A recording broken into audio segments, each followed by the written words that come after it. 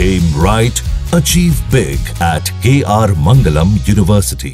सभी को नमस्कार। हमारा विशेष करके जोशी जी हैं और आरजेडी दोनों से मिक्स है सवाल कि आप लोग अभी चर्चा कर रहे थे कि श्री अखिलेश यादव जी बहुत अच्छे युवा नेता हैं। पहले लोगों को बहुत उम्मीद थी, लेकिन उनका जो समाजवाद शायद युवा पीढ़ी को, क्योंकि बयान से तो मेरे हिसाब से कुछ होता नहीं, लेकिन जो युवा पीढ़ी, क्योंकि देश बदल रहा है शायद इसलिए वो सोच भी हो, तो उनकी जो एक बाइट सुन रहा था मैं अभी, उन्होंने कहा कि सबसे पहले जो है ये जो संविधान के जो सेकुलर और समाजवादी हटाने, इनको न हटाना करके बीजेपी को हटाना। तो मेरे हिसाब से तो बीजेपी इनके कहने से तो हटेगी नहीं। दूसरा प्रश्न ये है कि हटने के वाली बात नहीं है। आपने प्रश्न किया था कि हमने पहले यूपी में हाफ किया। ऐसा होता है कि कभी कभी कोई झूठ वो जमला होता है कि जैसे कि संविधान बदल देंगे, उससे तो हाफ तो हो गए।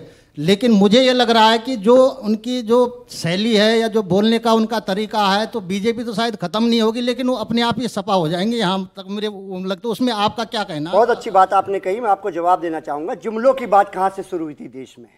देश में जुमलों की बात तब शुरू हुई थी जब कहा था कि 15 लाख आपके अकाउंट में आ जाएंगे। सुन लीजिए, listen to me, I have listen to you. 15 lakh रुपए आपके अकाउंट में आ जाएंगे, किसानों की आय दुगनी हो जाएगी, काला धन सारा वापस आ जाएगा। 11 साल में सारा वापस आ गया क्या?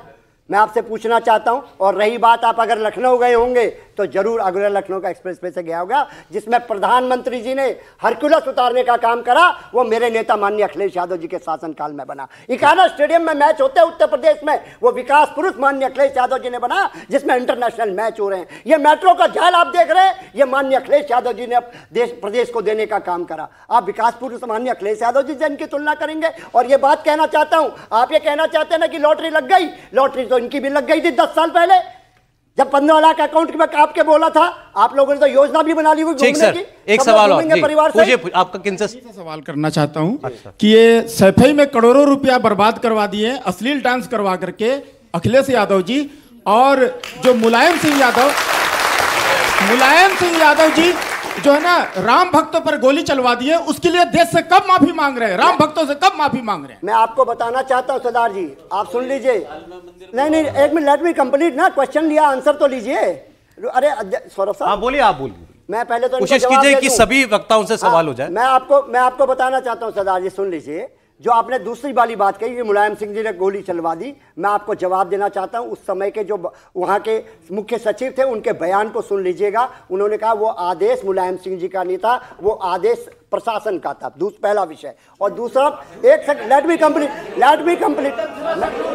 कंप्लीट उनके बयान को सुन लीजिएगा। उस समय के ये गलत विषय चलाते हैं, ये गलत देश नहीं सुनना चाहता है। सच को सुनने की आदत डालिए। सच को एक आखिरी सवाल का समय, किनसे सवाल है? आदत डालिए।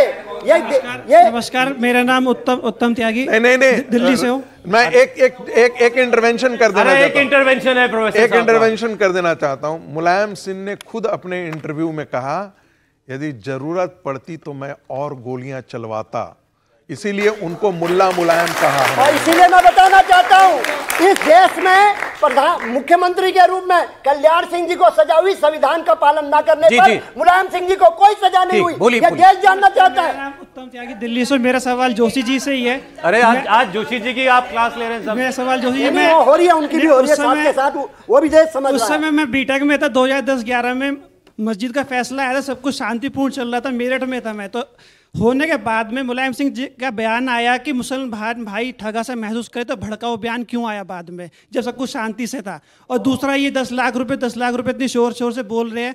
मेरा सेम वे क्वेश्चन है, करोड़ों रुपए सफाई में आता, वो कहाँ से आता है? और एक एमएलए और किसी की सैलरी 50 है, जो भी होती है, इतना फंड कहाँ से आता है? जो फॉर्च्यूनर से चलते थे, महल कहाँ से आते हैं? नहीं, मुलायम सिंह कोई बिजनेसमैन थे। अखिलेश यादव कोई बिजनेसमैन थे? मोदी जी क्या बिजनेसमैन थे क्या? मोदी जी तो नहीं चलते हैं। बताइए, योगी जी किसमें चल रहे हैं? कौन नेता फॉर्च्यूनर में नहीं चल रहा है? चलिए, अच्छा ठीक, फॉर्च्यूनर में नहीं चल रहा है। सर, प्रोग्राम में एक आखिरी कमेंट का मेरे पास समय है, तो मैं वाजपेयी जी के पास जा रहा हूं, क्योंकि वाजपेयी जी ने ये कहा कि भाई ये बहस हो कि ये शब्द जरूरी है कि नहीं है, हम किसी निर्णय पर नहीं पहुंच गए हैं, लेकिन कोई भी बहस या कोई कहता है कि अगर इस पर चर्चा हो तो चर्चा शब्द से ही हम लोग क्यों चिढ़ने लगे?